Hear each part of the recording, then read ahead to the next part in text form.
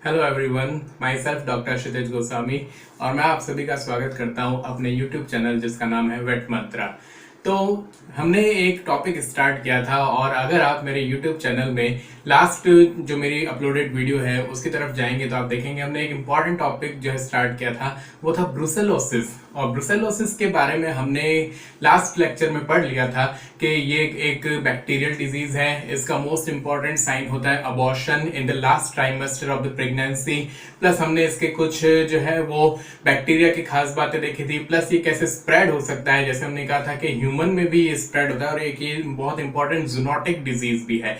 और zoonotic disease होने के कारण हमने कहा था कि ये public health point of view से काफी इंपॉर्टेंट हो जाती है और उसमें वेटनेरियंस के लिए भी जो है प्रिकॉशंस रखने बहुत ज्यादा जरूरी होते हैं। हमने कहा था कि ह्यूमन सोसाइटी में मेनली जो इसका एक और चीज हमने देखी थी कि जो मेनली जो ह्यूमन सोसाइटी में इसका इन्फेक्शन होता है, स्प्रेड होता है, वो मिल्क और मिल्क प्रोडक्ट के थ्रू होता है। और मोस्ट ऑफ दी जो रूरल एरियाज होते हैं वहां पर लोग अगर कच्चा दूध जो है रॉ मिल्क कंज्यूम कर लेते हैं तो उसकी वजह से भी उनमें इन्फेक्शन देखा जा सकता है।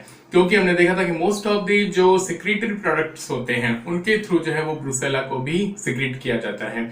फिर हमने देखा था कि कौन कौन से पार्ट्स को, मेल में कौन से पार्ट्स को अफेक्ट करता है, तो हमने वहां पर देखा था एपिडिडाइमाइटिस और ऑर्काइटिस जैसे केसेस वहां पर देखे जा सकते हैं। और हमने ये भी देखा था कि लास्ट ट्राइमेस्टर में अबॉर्शन करने वाले अदर ऑर्गेनिजम्स या फिर अदर डिजीजेस और कौन सी हो सकती हैं। तो हमने एक चीज यहाँ पर कहा था कि हम नेक्स्ट क्लास में पढ़ेंगे और आज की क्लास में हम पढ़ेंगे स्टूडेंट, वो ये है कि एक तो डायग्नोसिस हम कैसे कर सकते हैं ब्रुसेलोसिस का, उसके अलावा आप देख सकते हैं कि उसकी ट्रीटमेंट में क्या किया जा सकता है। प्लस हमने कहा था कि इसका प्रिवेंशन जो है बहुत ज्यादा जरूरी है, इसका जो है प्रोफाइलैक्सिस या फिर इम्यूनाइजेशन बहुत ज्यादा जरूरी है। और हमने कहा था कि ह्यूमन में, क्योंकि पब्लिक हेल्थ इंपॉर्टेंस रखता है, जूनोटिक इंपॉर्टेंस रखते हैं ये डिजीज, तो ह्यूमन में अगर डिजीज हो जाती है तो उसके क्या साइंस और सिम्टम्स हो सकते हैं, उसको किस किस नामों से जाना जा सकता है। तो चलिए आज हम देखते हैं कि ब्रुसेलोसिस का डायग्नोसिस कैसे किया जा सकता है। तो सबसे पहले तो हम कहते हैं कि डायग्नोसिस के लिए कौन सी सैंपल्स को हमें कलेक्ट कर लेना चाहिए। बहुत ज्यादा प्रिकॉशंस लेते हुए हमें जो है शेडेड प्लेसेंटा या फिर जो फ्लूइड हमने कहा है कि जो यूट्राइन डिस्चार्ज है, या फिर आप देख सकते हैं कि जो अबॉर्टेड फीटस है उसके जो एबोमेजल कंटेंट है अगर उसको कलेक्ट कर लिया जाए और उसका स्मीयर बनाया जाए तो आप देखेंगे कि ये जेडन पॉजिटिव ऑर्गेनिज्म होता है। तो जेडन स्टेनिंग की जाती है स्टूडेंट, और जेडन स्टेनिंग हम स्टेनिंग पर भी अलग से वीडियो बना लेंगे, इसमें ग्राम पॉजिटिव, ग्राम नेगेटिव, या फिर आप जो अदर जो स्टेनिंग के प्रोसीजर्स पढ़ते हैं उसके बारे में हम भी पढ़ेंगे वहां पर माइक्रोबायोलॉजिकल एग्जामिनेशन में। तो यहाँ पर हम देखते हैं कि जो ब्रुसेलोसिस जो है, ब्रुसेला स्पीसीज जो है वो जेडन पॉजिटिव होती है। तो पहला तो अगर हम स्मीयर बना लें इन सभी कलेक्टेड सैंपल्स में से तो उसमें हमें जेडन पॉजिटिव ऑर्गेनिज्म मिलता है, तो ये एक फर्स्ट इसमें हमें डायग्नोसिस में हेल्प करेगा। इसके अलावा आप अगर हर्ड टेस्ट करना चाहते हैं, आपकी कंप्लीट हर्ड है और उसमें आप कोई टेस्ट एप्लीकेबल करना चाहते हैं, अप्लाई करना चाहते हैं, तो वो होगा स्टूडेंट मिल्क रिंग टेस्ट, जिसको हम ABRT अबॉर्टस जो है मिल्क रिंग टेस्ट के नाम से भी इसको, रिंग टेस्ट के नाम से भी इसको जाना जाता है। बट ये आप देखेंगे कि हर्ड इंपॉर्टेंस के लिए पर्टिकुलर एक स्मॉल हर्ड में इसको अप्लाई किया जा सकता है। इसमें मिल्क सैंपल लेकर के जो है उसका टेस्ट किया जाएगा। इसके अलावा और कौन कौन से टेस्ट हो सकते हैं, तो जिस पर क्वेश्चन बनने के चांसेस रहेंगे स्टूडेंट वो है रोज बेंगल टेस्ट, या फिर CFT सीरोलॉजिकल टेस्ट में आप जाएंगे तो CFT हो गया, या फिर आप देख सकते हैं कि जो SAT है, या फिर एलिजा जो है। तो ये बहुत से ऐसे टेस्ट हैं जिसके थ्रू आप ब्रुसेला को जो है वो एकदम से आइडेंटिफाई कर सकते हैं, उसका डायग्नोसिस कर सकते हैं। तो ये ब्रुसेलोसिस के डायग्नोसिस के कुछ टेस्ट होते हैं जिसमें आपको जो फर्स्ट टू हैं मिल्क रिंग टेस्ट और रोज बेंगल टेस्ट, इसके बारे में याद रखना है। और मिल्क रिंग टेस्ट को ABRT भी बोलते हैं, जो कि हर्ड टेस्ट के नाम से भी जाना जाता है। प्लस ये कौन सा ऑर्गेनिज्म है आपको याद रखना है, तो ये जेडन पॉजिटिव ऑर्गेनिज्म होता है। तो ये कुछ डायग्नोसिस के जो है प्रोसीजर्स होते हैं। अच्छा, डिफरेंशियल डायग्नोसिस कैसे किया जाए? कई बार ऐसी डिजीज होती है जो कि हमें ब्रुसेला से जो है कंफ्यूज कर सकती हैं। जैसा कि मैंने बताया कि ऐसी बहुत सी डिजीज है जो कि लास्ट ट्राइमेस्टर में जाकर के अबॉर्शन कर सकती हैं, जैसे लिस्टीरियोसिस, लेप्टोस्पायरोसिस। तो उन सभी में आप देखेंगे कि जो हमने इसके क्लिनिकल साइंस देखे थे, जैसे कि आरओपी का जो केस है वो इसमें नहीं मिलेगा, या फिर मेट्राइटिस का केस, या फिर म्यूकोपोरुलेंट जो डिस्चार्ज है वो उसमें देखने को नहीं मिलेगा। तो ये सभी प्रोसीजर्स होते हैं जो कि हम डायग्नोसिस कर सकते हैं ब्रुसेलोसिस का, प्लस उसके डिफरेंशियल डायग्नोसिस, हम उसको दूसरी अदर डिजीज से कैसे डिफरेंशिएट कर सकते हैं। तो अब आइए हम इसके ट्रीटमेंट, प्रिकॉशंस, प्रिवेंशंस और ह्यूमन में ब्रुसेलोसिस के बारे में देख लेते हैं। नाउ हम चलते हैं नेक्स्ट टॉपिक की तरफ, जो कि है ट्रीटमेंट ऑफ ब्रुसेलोसिस।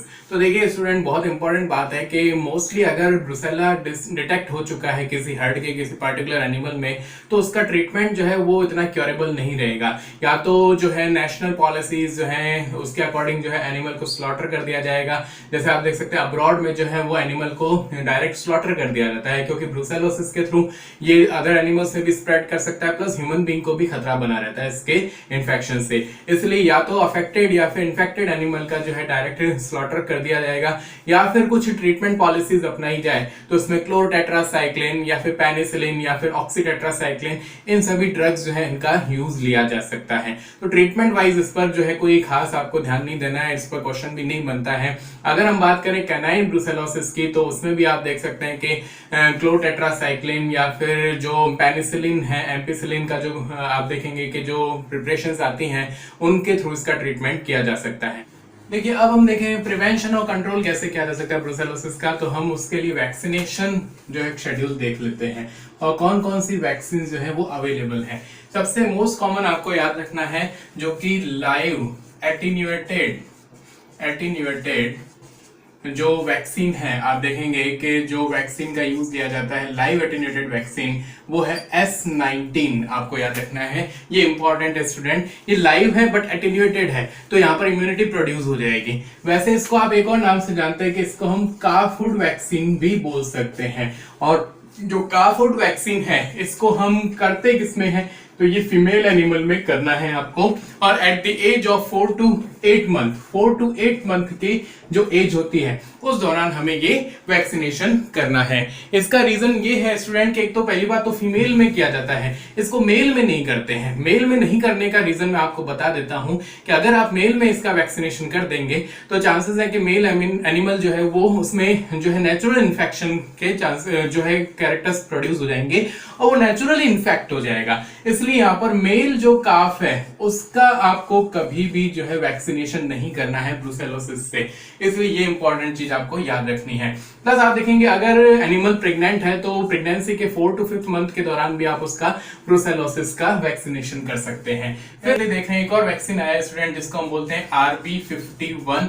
ये भी काफी इफेक्टिव वैक्सीन है और इसको भी यूज लिया जा रहा है कुछ कंट्रीज और कुछ एरियाज में। आप देखेंगे स्टूडेंट एक और वैक्सीन यूज ली जा रही है, वो है 4520 जो कि एडजुवेंट वैक्सीन है, बट ये लेस इफेक्टिव है। फिर भी कुछ कंट्रीज के थ्रू जो है national eradication programme of brucellosis के फॉर्म में यूज लिया जा रहा है। तो ये आपको 3 फॉर्म याद रखनी है वैक्सीनेशन की, जिसमें आपको फर्स्ट अच्छे से याद रखना है, इसका कंसेप्ट याद रखना है। S19 that is calf food vaccine used in the female animals at the age of 4 to 8 months but does not use in the male animals और male calf due to their natural infection. उनमें natural infection जाएगा इसलिए उसको use नहीं किया जाता है। तो ये प्रिवेंशन के कुछ मेथड हो सकते हैं जिसमें वैक्सीनेशन किया जा सकता है। प्लस जो अफेक्टेड एनिमल है उसको हर्ड से डिस्कार्ड कर दिया जाए, या फिर टाइम टू टाइम जो है हर्ड की मॉनिटरिंग की जाए। जहां पर ब्रुसेलोसिस के केस मिले हैं वहां पर उस पूरे हर्ड में जो है टाइम टू टाइम मॉनिटरिंग की जाए, plus serological test plus blood examination वहां पर लंबे टाइम तक किए जाने चाहिए। तो ये हुआ इसके प्रिवेंशन और कंट्रोल का जो आप देख सकते हैं प्रोटोकॉल है। अब हम देखें ह्यूमन में क्या इंपॉर्टेंस रखता है ब्रुसेलोसिस। तो अब हम देखें स्टूडेंट ह्यूमन में जो ब्रुसेलोसिस है उसकी क्या खास बात है। तो ह्यूमन में पहली बात तो इसको कुछ अदर नाम से भी जाना जा सकता है, अदर नेम्स हो सकते हैं जैसे कि अंडुलेंट फीवर या फिर माल्टा फीवर भी इसको हम बोल सकते हैं। और अंडुलेंट फीवर का मीनिंग क्या होता है, वैसे हम बोल सकते हैं फ्लक्चुएटिंग जो पायरेक्सिया है, फीवर के जो साइन है वो देखे जा सकते हैं। ह्यूमन में एक इंपॉर्टेंट बात याद रखिए स्टूडेंट, वहां पर अबॉर्शन जो है वो फीचर नहीं है। अबॉर्शन जो है सिर्फ और सिर्फ एनिमल में ब्रुसेलोसिस की वजह से होता है, बल्कि ह्यूमन में जो है वो अबॉर्शन नहीं होता है। तो ह्यूमन में क्या साइन हो सकते हैं, तो आप देख सकते हैं कि पायरेक्सिया हो सकता है, पायरेक्सिया मींस फीवर हो सकता है, और ये भी आप देखेंगे कि फ्लक्चुएटिंग होता है।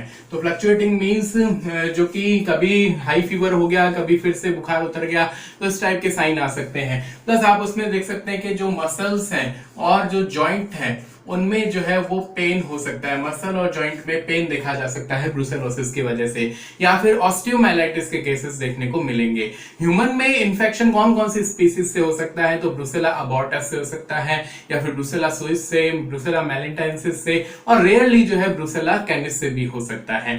और मैंने आपको बताया कि ह्यूमन में इन्फेक्शन कैसे स्प्रेड होगा, तो वो रॉ मिल्क के कंजप्शन से, इन्फेक्टेड एनिमल का मिल्क, रॉ मिल्क कंज्यूम कर लिया उससे, या फिर मिल्क प्रोडक्ट से, जैसे मैंने आपको लास्ट क्लास में बताया था कि मेडिटेरियन कंट्रीज में चीज के थ्रू भी काफी स्प्रेड हुआ था। गोट मिल्क काफी जो है मेन इसमें रहता है इन्फेक्शन का। अगर आप देखेंगे तो जो गोट मिल्क है वो ज्यादा जो है इन्फेक्शन फैला रहा है ह्यूमन बींग्स में ब्रुसेला का, as compare to the cow milk, cattle milk के कंपेयर में। अच्छा, फिर आप देख सकते हैं कि जो वेटरनेरियंस हैं या फिर जो फील्ड वर्कर्स हैं, चाहे वेटरनेरियंस हो या फिर असिस्टेंट वेटरनरी वर्कर्स हो, उनमें भी चांसेस रहते हैं, क्योंकि वो फील्ड में प्रॉपर उनको सुविधाएं नहीं मिल पाती हैं, फैसिलिटीज नहीं है, तो वो रफ हैंडलिंग कर रहे हैं या फिर एक्सीडेंटली जो है वो during the handling of animal वो जो है ब्रुसेला का जो है वो इन्फेक्शन गेन कर लेते हैं। तो ये सभी हम देख सकते हैं ह्यूमन में चांसेस हो सकते हैं ब्रुसेलोसिस के, और केसेस देखे जा सकते हैं। तो स्टूडेंट, आपको मेरा वीडियो कैसा लगा प्लीज मुझे कमेंट करके बताइएगा, और प्लीज प्लीज प्लीज मेरे चैनल को सब्सक्राइब करें, वीडियोस को लाइक और शेयर करना ना भूलें। Thank you very much.